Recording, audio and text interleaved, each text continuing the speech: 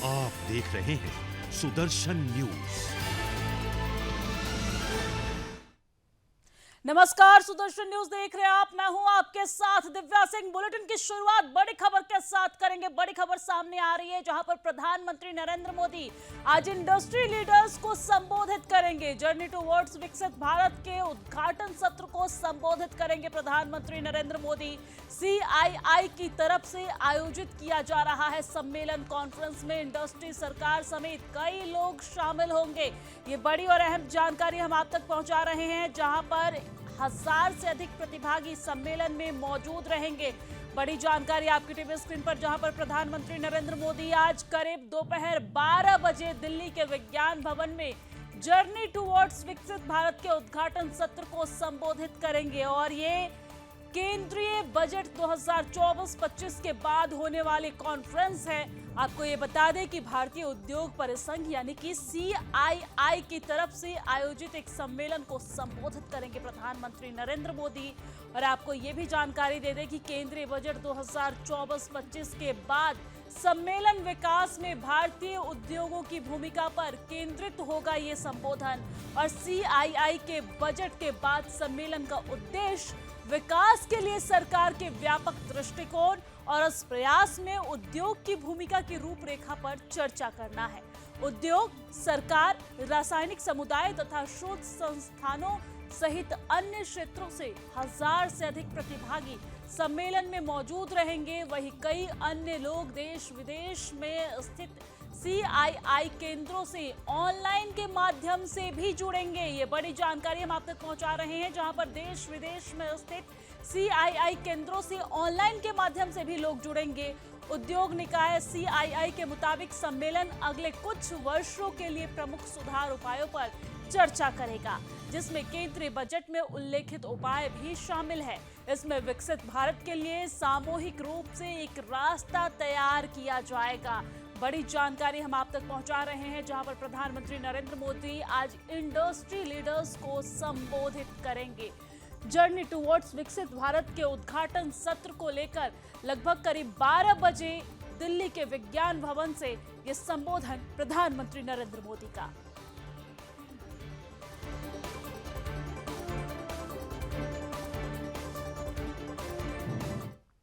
और चलिए आगे बढ़ते हुए रुक कर लेते एक और बड़ी खबर की। आपको बता दें कि संसद के मॉनसून सत्र का 7वां दिन है आज और नए बिल पेश कर सकती है केंद्र सरकार। 90 साल पुराना एयरक्राफ्ट एक्ट बिल 1934 बदल सकता है। वित्त मंत्री निर्मला सीतारमण बजट पर चर्चा का जवाब देंगी।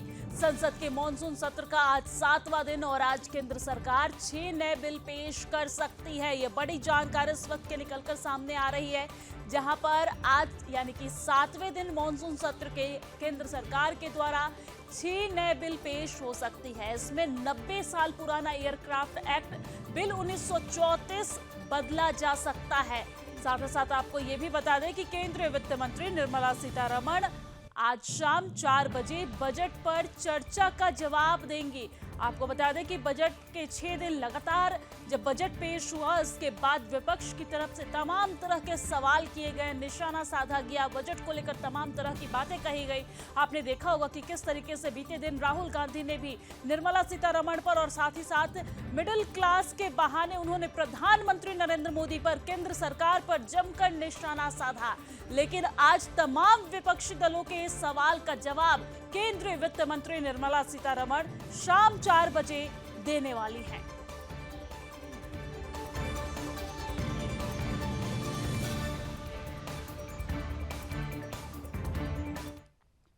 और चलिए अब आगे बढ़ते हुए उत्तर प्रदेश की ओर रुख कर लेते हैं। आपको बता दें कि मुख्यमंत्री योगी आदित्यनाथ की अध्यक्षता में आज कैबिनेट की बैठक होने वाली है। ये बड़ी और अहम जानकारी हम आप तक पहुंचा रहे हैं, जहां पर सुबह करीब 9:30 बजे सीएम आवास पर यह बैठक होने वाली है। अनुपूरक बजट को मिल सकती है मंजूरी। विधानसभा में अनुपूरक बजट किया जाएगा पेश। बड़ी जानकारी आपको ये जानकारी दे दें कि सीएम योगी आदित्यनाथ की अध्यक्षता में आज करीब 9:30 बजे कैबिनेट की बैठक होगी और इसमें करीब 30,000 करोड़ के अनुपूरक बजट को कैबिनेट की मंजूरी मिलने की संभावना है। विधानसभा और विधान परिषद में आज ही अनुपूरक बजट प्रस्तुत किया जाएगा और इसमें कुंभ मेला, बसों की खरीद, औद्योगिक परियोजनाओं और 50 साल से ज्यादा पुराने पुलों के स्थान पर नए पुलों के निर्माण आदि मदों में धनराशि की व्यवस्था होगी। ये बड़ी जानकारी हम आप तक पहुंचा रहे हैं, जहां पर आज योगी कैबिनेट की बैठक होने वाली है। सुबह करीब 9:30 बजे, यानी कि लगभग 1 घंटे 20 मिनट का समय रह गया है जब योगी कैबिनेट की बैठक सीएम योगी आदित्यनाथ के आवास पर होगी और इस बैठक में तमाम तरह की चर्चा होगी। इसमें करीब 30,000 करोड़ के अनुपूरक बजट को मंजूरी मिलने की संभावना है। ये बड़ी जानकारी हम आप तक पहुंचा रहे हैं, जहां पर विधानसभा और विधान परिषद में आज ही अनुपूरक बजट प्रस्तुत किया जाएगा और इसमें कुंभ मेला, बसों की खरीद, औद्योगिक परियोजना और 50 साल से ज्यादा पुराने पुलों के स्थान पर नए पुलों के निर्माण जैसे तमाम चीजों के लिए धनराशि की व्यवस्था होगी। बड़ी और अहम जानकारी, जहां पर आज योगी कैबिनेट की बैठक होने वाली है। सीएम योगी आदित्यनाथ की अध्यक्षता में यह कैबिनेट की बैठक होगी। सुबह करीब 9:30 बजे सीएम योगी आदित्यनाथ के आवास पर यह बैठक होगी। अनुपूरक बजट को इस बैठक में मंजूरी मिल सकती है। यह बड़ी जानकारी निकलकर सामने आ रही है, जहां पर विधानसभा में अनुपूरक बजट पेश किया जाएगा और अनुपूरक बजट को आज इस बैठक में मंजूरी मिल सकती है। ये इस वक्त की बड़ी और अहम जानकारी हम आप तक पहुंचा रहे हैं, जहां पर सुबह करीब 9:30 बजे सीएम आवास पर यह बैठक होने वाली है। योगी आदित्यनाथ की अध्यक्षता में यह बैठक बेहद अहम। और चलिए अब सीधा चलते हैं झारखंड से बड़ी खबर निकलकर सामने आ रही है, जहां पर झारखंड के जमशेदपुर में भीषण ट्रेन हादसा हुआ है। ये बड़ी और अहम जानकारी हम आप तक पहुंचा रहे हैं, जहां पर हावड़ा मुंबई एक्सप्रेस की 5 बोगियां पटरी से उतरी। डिब्बे दूसरे ट्रैक पर खड़ी मालगाड़ी से जाकर टकरा गई और बोगी का बूस्टिंग स्प्रिंग टूटने से यह हादसा हुआ है। हादसे में कई लोग घायल बताए जा रहे हैं। बड़ी और अहम जानकारी, बेहद दुखद खबर झारखंड के जमशेदपुर से निकलकर सामने आ रही है, जहां पर झारखंड के जमशेदपुर में आज तड़के सुबह यानी 3:43 पे हावड़ा मुंबई एक्सप्रेस की 5 बोगियां पटरी से उतर गई। डिरेल हुए डिब्बे बगल वाले ट्रैक पर खड़ी मालगाड़ी से जाकर टकरा गई और हादसे में कई लोगों के घायल होने की जानकारी फिलहाल निकलकर सामने आ रही है। बेहद दुखद खबर झारखंड के जमशेदपुर से आप तक पहुंचा रहे हैं, जहां पर आज सुबह 3:43 पर हावड़ा मुंबई एक्सप्रेस की 5 बोगियां पटरी से उतर गई है। डिरेल हुए डिब्बे बगल वाले ट्रैक पर खड़ी मालगाड़ी से जाकर टकरा गई है और हादसे में कई लोगों के घायल होने की खबर भी निकलकर सामने आ रही है। ये बड़ी जानकारी हम आप तक पहुंचा रहे हैं झारखंड के जमशेदपुर से, जहां पर बड़ा रेल हादसा हुआ है और इस पूरे मामले में ये अपडेट भी निकलकर सामने आ रही है। आपको बता दें कि झारखंड में ये बड़ा रेल हादसा हुआ है, जिसमें 18 डिब्बे पटरी से उतरे हैं। ये अपडेट इस वक्त निकलकर सामने आ रही है, जहां पर 18 डिब्बे पटरी से उतरे हैं और घायलों का रेस्क्यू किया जा रहा है। लगातार उन्हें अस्पताल पहुंचाने का काम किया जा रहा है। और चलिए अब आगे बढ़ते हुए बात राजधानी दिल्ली की करेंगे। दिल्ली कोचिंग सेंटर हादसे की जांच के लिए समिति बनी है। बड़ी जानकारी आप तक, जहां पर राजधानी दिल्ली में राउज इंस्टीट्यूट में जो हादसा हुआ, इसके बाद अब उस कोचिंग सेंटर हादसे की जांच के लिए समिति बनी है। गृह मंत्रालय ने जांच के लिए समिति बनाई है। 30 दिन में सौंपनी होगी रिपोर्ट।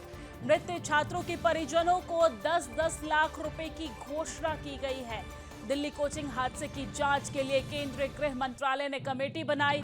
एलजी ने घटना में जान गंवाने वाले छात्रों के परिजनों को 10-10 लाख रुपए मुआवजे देने की घोषणा की है और 24 घंटे के भीतर दिल्ली फायर सर्विस, पुलिस और एमसीडी के दोषी अधिकारियों के खिलाफ कार्रवाई का आश्वासन भी दिया गया है। एमसीडी का सीलिंग अभियान लगातार जारी है। आपको बता दें कि केंद्रीय गृह मंत्रालय ने old Rajendra Nagar coaching centre घटना की जांच के लिए एक समिति गठित की है। समिति कारणों की जांच करेगी, जिम्मेदारी तय करेगी, उपाय सुझाएगी। किसकी जिम्मेदारी है, किस वजह से ये घटना घटी, इसमें जिम्मेदार कौन है, ये तमाम समिति जो है वो तय करेगी और साथ ही साथ उपाय भी सुझाएगी और नीतिगत बदलावों की सिफारिश भी समिति की तरफ से की जाएगी। आपको बता दें कि समिति 30 दिनों में अपनी रिपोर्ट प्रस्तुत करेगी। समिति में अतिरिक्त सचिव, MOUHA प्रमुख और दिल्ली सरकार, विशेष सीपी और इसी के साथ दिल्ली पुलिस, अग्निशमन सलाहकार और संयुक्त सचिव गृह मंत्रालय का संयोजक होंगे। आपको ये भी जानकारी दे दें कि इस मामले को लेकर छात्रों का प्रदर्शन लगातार जारी है। सोमवार को 5 और व्यक्तियों को गिरफ्तार किया गया है इस पूरे मामले में, यानी कि बीते दिन 5 और व्यक्तियों को इस पूरे मामले में गिरफ्तार किया गया है। आज दिल्ली की 30 हजारी कोर्ट में आरोपियों की जमानत याचिका पर सुनवाई होने वाली है। ये बड़ी जानकारी हम आप तक पहुंचा रहे हैं। इस पूरे मामले में अब ये अपडेट निकलकर सामने आ रही है कि दिल्ली कोचिंग सेंटर हादसे की जांच के लिए समिति बनाई गई है। गृह मंत्रालय ने जांच के लिए समिति बनाई है और इस समिति को 30 दिन के अंदर रिपोर्ट सौंपनी होगी।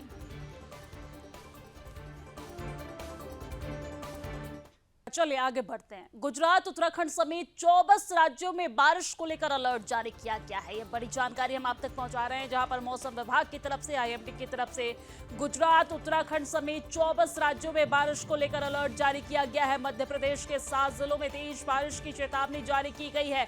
साथ ही साथ 11 बांधों के गेट खोले गए हैं। हिमाचल में भूस्खलन से एक की मौत भी हुई है। आपको बता दें कि देश के एक से दूसरे छोर तक मॉनसूनी बारिश का दौर जारी है। देश के पश्चिमी, मध्य, पूर्वी और पूर्वोत्तर हिस्सों में मॉनसून जबरदस्त एक्टिव है और ऐसे में भारतीय मौसम विभाग यानी कि आईएमडी ने 24 राज्यों में भारी बारिश को लेकर यह अलर्ट जारी किया है। वही भारी बारिश के चलते हिमाचल प्रदेश में कालका शिमला राष्ट्रीय राजमार्ग पर पहाड़ से पत्थर गिरने से वाहन सवार एक व्यक्ति की मौत हो गई है और 2 लोग घायल भी बताए जा रहे हैं। इस घटना में भारी भूस्खलन के चलते इस मार्ग पर सोमवार सुबह तक वाहनों की आवाजाही बंद रही। उत्तराखंड से लेकर सुदूर दक्षिण के केरल और गुजरात से लेकर पूर्वोत्तर के मेघालय में अलग अलग स्थानों पर भारी से बहुत भारी बारिश दर्ज की गई है। मौसम विभाग ने 2 अगस्त तक 19 राज्यों और केंद्र शासित प्रदेशों के अलग अलग स्थानों पर भारी बारिश को लेकर ऑरेंज अलर्ट जारी किया है। तो ये बड़ी जानकारी, बड़ी अपडेट आप तक पहुंचा रहे हैं, जहां पर मौसम विभाग की तरफ से, आईएमडी की तरफ से अलर्ट जारी किया गया है। कहीं पर ऑरेंज अलर्ट तो कहीं पर रेड अलर्ट तो कहीं पर येलो अलर्ट जारी किया गया है। भारी बारिश को लेकर तो कहीं पर हल्की बारिश को लेकर तमाम तरह के जो अलर्ट हैं वो जारी किए गए हैं। गुजरात, उत्तराखंड समेत 24 राज्यों में बारिश को लेकर अलर्ट जारी किया गया है। मॉनसून के सक्रिय होते ही अलग अलग राज्यों से जो तस्वीरें निकलकर सामने आ रही है वो डराने वाली है। चाहे वो मुंबई हो, गुजरात हो या फिर असम हो, हर जगह से अलग अलग तस्वीरें निकलकर सामने आ रही है। लगातार बारिश का दौर जारी है। और चलिए अब आगे बढ़ते हैं। बिहार बीजेपी के नवनिर्वाचित प्रदेश अध्यक्ष डॉक्टर दिलीप जायसवाल सोमवार को दिल्ली से पटना पहुंचे हैं। बीजेपी कार्यकर्ताओं ने जायसवाल का भव्य स्वागत किया है। बिहार बीजेपी के नवनियुक्त अध्यक्ष दिलीप जायसवाल पटना एयरपोर्ट से रथ पर सवार होकर रोड शो करते हुए बीजेपी प्रदेश कार्यालय पहुंचे, जहां बड़ी संख्या में मौजूद नेताओं और कार्यकर्ताओं ने बैंड बाजा और फूलों से उनका जोरदार स्वागत किया है। बीजेपी किसान मोर्चा के कार्यकर्ताओं ने जेसीबी के जरिए उन पर फूल बरसाए हैं। बिहार के दोनों उप मुख्यमंत्री उनके साथ इस रोड शो में मौजूद नजर आए। आपको बता दें कि महिला कार्यकर्ताओं ने बीजेपी दफ्तर में उनका भव्य स्वागत किया है और ये तस्वीर हम आप तक पहुंचा रहे हैं, जहां पर पटना में बिहार बीजेपी के नवनिर्वाचित अध्यक्ष का भव्य स्वागत किया गया है। आप तस्वीरों में देखकर समझ सकते हैं कि उनका यहां पर जोरदार स्वागत किया गया है। बैंड बाजे और फूलों के साथ उनका जोरदार स्वागत हुआ।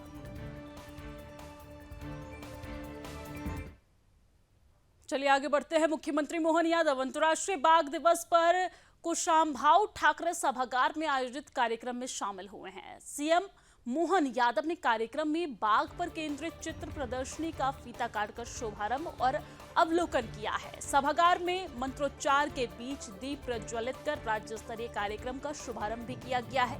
वन विभाग के 3 प्रकाशनों और विलेज रिलोकेशन और Satpura model, Pench tiger, behaviour and activities और साथ ही साथ कान्हा की कहानियां का विमोचन भी इस दौरान किया गया है। इसके साथ ही वन और वन्य प्राणियों के संरक्षण में उत्कृष्ट कार्य के लिए वन कर्मियों और अधिकारियों को सम्मानित भी यहां पर किया गया है। कार्यक्रम की यह तस्वीर मध्य प्रदेश से, जहां पर अंतर्राष्ट्रीय बाघ दिवस पर कार्यक्रम का आयोजन किया गया। इसमें राज्य स्तरीय कार्यक्रम में मध्य प्रदेश के मुख्यमंत्री मोहन यादव शामिल हुए हैं। वन्य प्राणी संरक्षण में कार्य के लिए वन कर्मियों को यहां पर सम्मानित भी किया गया है। जिन्होंने उत्कृष्ट कार्य किए हैं उन्हें सम्मानित किया गया है। और ये तस्वीर आप देख रहे हैं जहां पर मंच से सम्मानित करते मध्य प्रदेश के मुख्यमंत्री मोहन यादव नजर आ रहे हैं।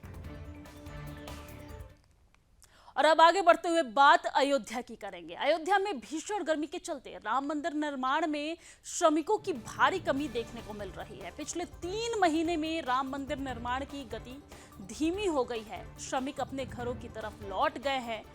L&T भी श्रमिकों को वापस लाने में सफल नहीं हो पाया है। आपको बता दें कि बीते रविवार की बैठक में हुए निर्णय को लेकर राम मंदिर निर्माण समिति के चेयरमैन नृपेंद्र मिश्र ने कहा है कि राम मंदिर निर्माण पूरा करने का लक्ष्य दिसंबर 2024 तक का है और इसमें सबसे बड़ी चुनौती शिखर के निर्माण की है। शिखर का निर्माण तभी हो सकता है जब द्वितीय तल का निर्माण पूरा हो जाए।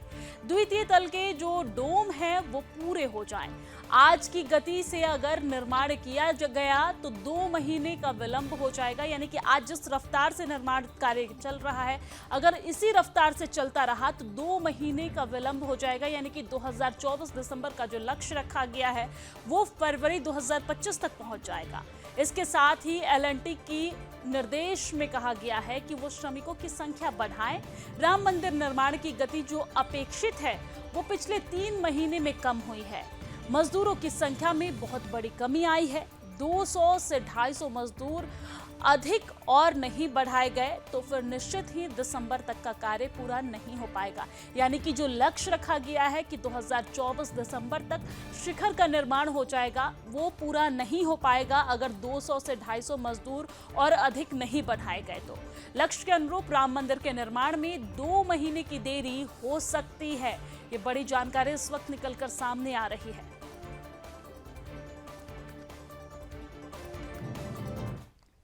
और चलिए अब आगे बढ़ते हैं। पड़ोसी राज्य पंजाब के पठानकोट में संदिग्ध गतिविधियों की सूचना मिलने के बाद जिला चंबा में प्रवेश द्वार तुनहट्टी में पुलिस सुरक्षा को कड़ा कर दिया गया है। आपको बता दें कि 26 जून से लेकर अब तक 17 संदिग्धों की जानकारी मिली है जो पंजाब के आसपास के इलाकों में देखे गए हैं। आपको बता दें इस सूचना के बाद चंबा में सुरक्षा को प्राथमिकता दी जा रही है।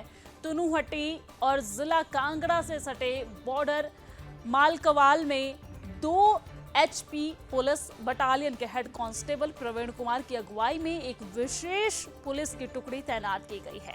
सुरक्षा को मजबूत करने के लिए इन बैरियरों पर आने जाने वाले वाहनों की कठोर चेकिंग भी की जा रही है। बिना जांच के किसी को भी चंबा में आने की अनुमति नहीं दी जा रही है। पुलिसकर्मी दिन रात भारी बारिश के बीच भी अपनी ड्यूटी पर पूरी मुस्तैदी के साथ तैनात नजर आ रहे हैं, जैसा कि आप तस्वीरों में भी देख रहे हैं। और सभी वाहनों की जांच यहां पर की जा रही है। जिले में प्रवेश करने वाले वाहनों पर भी नजर रखी जा रही है। सीसीटीवी कैमरे के माध्यम से पूरे क्षेत्र की निगरानी की जा रही है ताकि किसी भी संदिग्ध गतिविधि को पकड़ा जा सके। डीएसपी डलहौजी हेमंत ठाकुर ने लोगों से अपील की मदद की है और कहा है कि यदि किसी भी संदिग्ध गतिविधि या व्यक्ति को देखा जाए तो तुरंत नजदीकी पुलिस स्टेशन को सूचित किया जाए। जिला चंबा में अंतर्राष्ट्रीय मिंजर मेला के आगाज के साथ ही सुरक्षा को और भी बढ़ा दी गई है। मेला क्षेत्र में भी पुलिस बल की तैनाती की गई है ताकि मेले में कोई अप्रिय घटना न घटे और मेला सुरक्षित रूप से आयोजित किया जा सके। तो ये तस्वीर आप देख रहे हैं हिमाचल प्रदेश के चंबा से। जैसा कि आपने देखा होगा कि बीते दिन पठानकोट से संदिग्ध गतिविधियों की खबर सामने आई, जिसके बाद चंबा में भी सुरक्षा व्यवस्था बढ़ा दी गई है।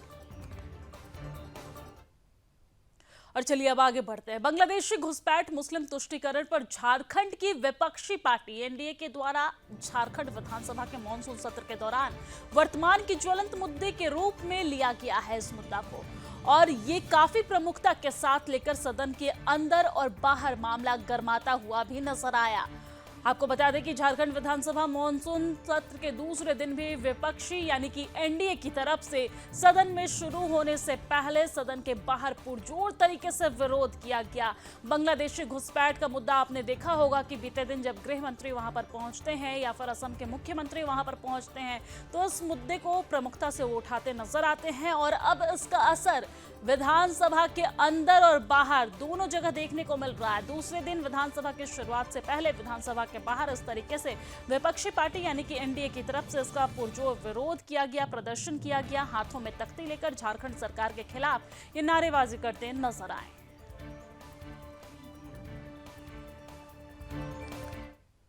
आदिवासियों की जनसंख्या कम हो रही है, बेटी रोटी पर हमला कर रहे हैं, हम उनका प्रतिरोध कर रहे हैं। आप उससे किसी दूसरे देश के दूसरे राज्य के रहने वाले लोगों का अगर तुलना करते हैं तो ये आपकी ओछी मानसिकता है, छोटी सोच है।